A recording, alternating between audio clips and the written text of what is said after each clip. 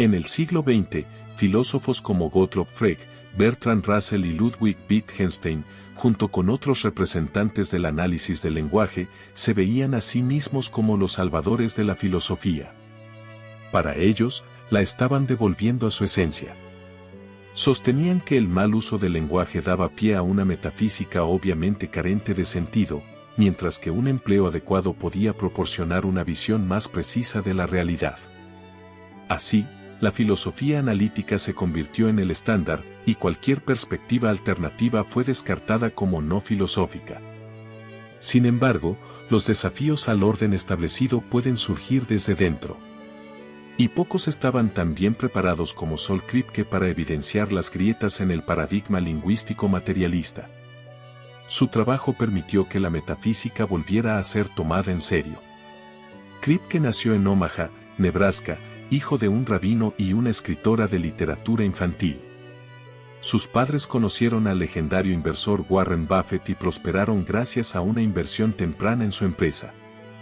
Niño prodigio, se dice que aprendió hebreo antiguo a los 6 años, leyó a Shakespeare a los 9 y, poco después, ya dominaba los textos de Descartes y complejos problemas matemáticos. A los 15 formuló un nuevo teorema de lógica modal, y a los 18 lo publicó en la revista de lógica simbólica. Se graduó en matemáticas en Harvard y, aún estudiante, impartía clases de lógica a alumnos de posgrado. Con solo 23 años fue profesor en Harvard y, más tarde, enseñó lógica y matemáticas en las universidades Rockefeller y Princeton. El nombrar y la necesidad es esencialmente la transcripción de 3 conferencias que Kripke dictó en 1970, con apenas 29 años y sin notas, en la Universidad de Princeton. A pesar de su brevedad, el libro destaca por su claridad y accesibilidad.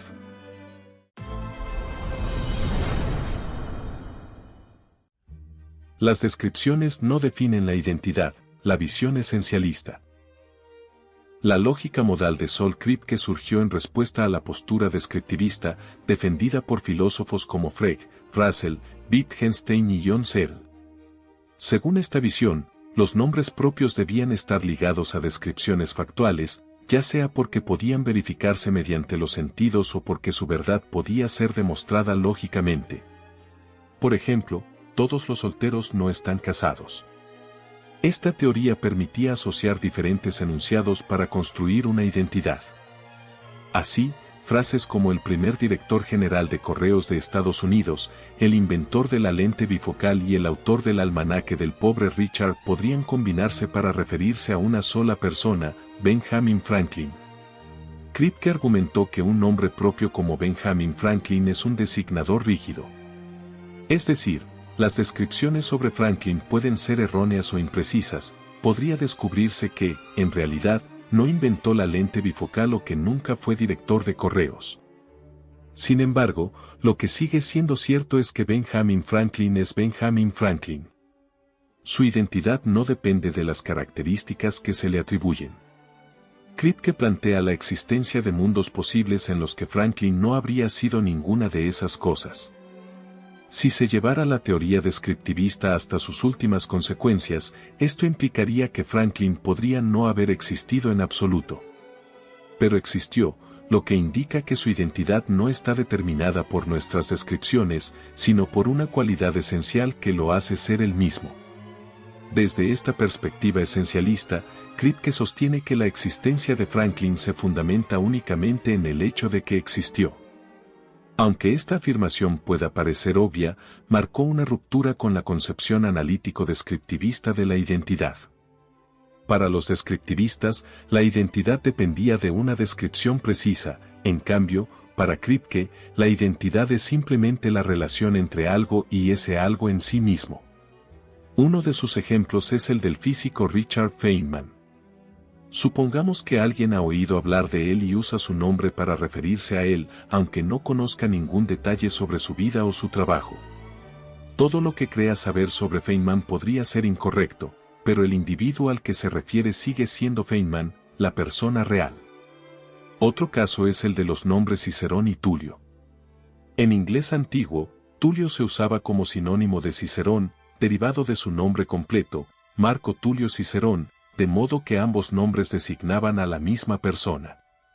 Sin embargo, Kripke plantea que, si las descripciones asociadas a Cicerón y Tulio hubieran sido radicalmente distintas, la teoría descriptivista podría considerarlos como personas diferentes. Esto demostraría la fragilidad de vincular cada nombre a una descripción específica. En este punto, Kripke retoma la idea de John Stuart Mill sobre los nombres.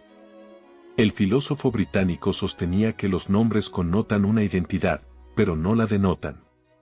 Es decir, un nombre no define lo que alguien es, simplemente lo señala. Cuando nace un niño, explica Kripke, se le asigna un nombre, y éste se mantiene a lo largo del tiempo mediante una cadena causal de uso.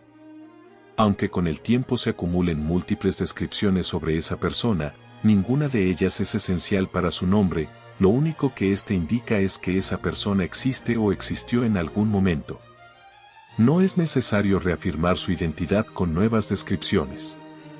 En su afán por hacer el lenguaje más preciso, los filósofos lingüístico-analíticos, según Kripke, terminaron por complicarlo innecesariamente. Para resumir su concepción de la identidad, Kripke cita a Joseph Butler. Todo es lo que es y no otra cosa. Una persona es quien es, posee propiedades esenciales, y ningún nivel de precisión lingüística puede alterar, añadir o restar algo a esa identidad. Los nombres y su significado. Kripke sostiene que, incluso si cambiamos el nombre de algo, seguimos entendiendo a qué se refiere tanto el nombre antiguo como el nuevo. Los nombres no definen por sí mismos, son simplemente herramientas para transmitir la identidad de algo a lo largo del tiempo. Un ejemplo que utiliza es el del oro. Supongamos que descubrimos que su color dorado no es una propiedad intrínseca, sino el resultado de la atmósfera en las regiones donde se extrae. Si, en otras condiciones, el oro resultara ser azul, ¿significaría esto que el oro deja de existir? No. Simplemente reconoceríamos que nos equivocamos en su descripción, pero seguiríamos llamándolo oro. Lo mismo ocurre con los nombres de las especies. Si definimos a los tigres por ciertas características y luego encontramos un ejemplar que carece de algunas de ellas, ¿dejaría de ser un tigre? No, porque la identidad del animal no depende exclusivamente de nuestras descripciones. Lo que realmente importa es la continuidad en el uso del término y la pertenencia a una especie natural. Si, en cambio, descubriéramos una nueva especie con características similares pero distinta en su esencia, no trasladaríamos el nombre tigre a ella, sino que le asignaríamos un nombre nuevo. Volviendo al oro, Kripke se pregunta qué lo define en términos científicos. Podemos describirlo como un metal dorado, brillante e inalterable, pero estas características pueden llevar a errores, como confundirlo con la pirita, el oro de los tontos.